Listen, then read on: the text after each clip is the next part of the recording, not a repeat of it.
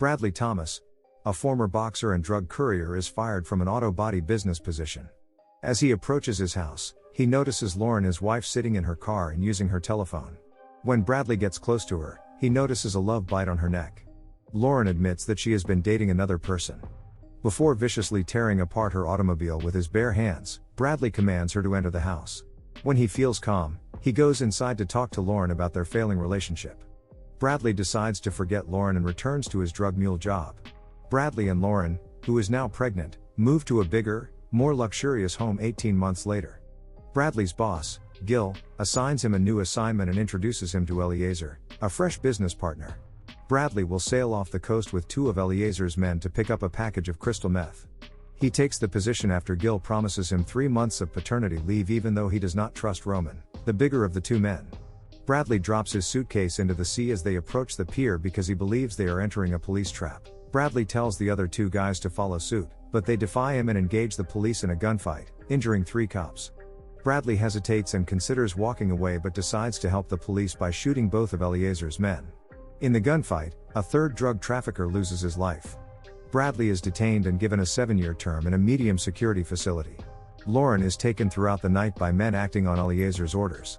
The placid man visits Bradley on the second day of his detention, telling him that he works for Eliezer. He warns Bradley that the limbs of his unborn child will be surgically removed by an abortionist and handed to him. Unless Bradley assassinates a convict named Christopher Bridge, housed in Redleaf Correctional Facility, a different maximum security jail. Bradley agrees grudgingly. Bradley engages in combat with many guards before being overcome and taken to Redleaf. He meets the harsh warden Tuggs there. Bradley is placed in a deplorable cell with a feces-filled toilet.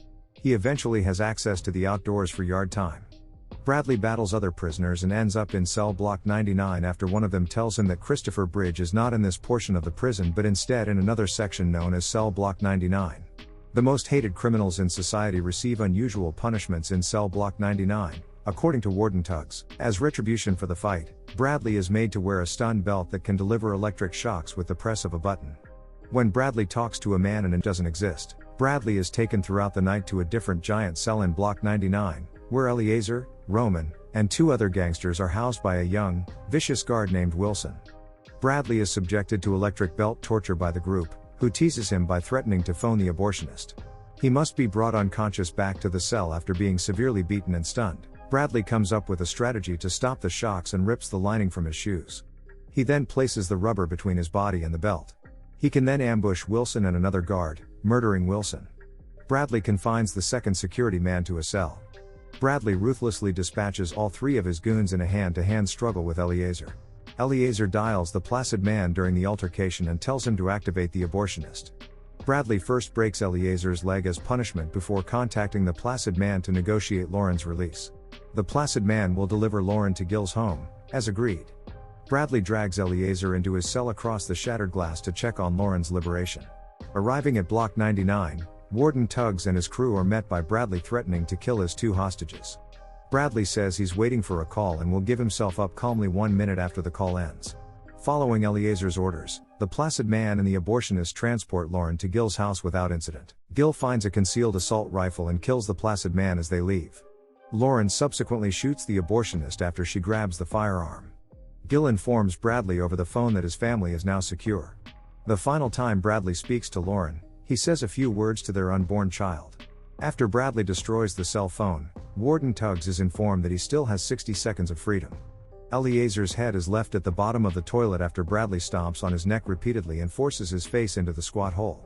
Finally, the cell is entered by Warden Tuggs and his soldiers. Bradley is told to turn around while keeping his hands behind his head by Warden Tuggs. Bradley turns around to face Warden Tuggs and his security personnel after saying, 78 days. Bradley gives Tuggs one more glance before he shoots him twice, once in the head and once in the chest. On the third bullet, the screen goes dark, and Bradley's body hitting the ground is audible. Thanks for watching. For more content, please subscribe to the channel.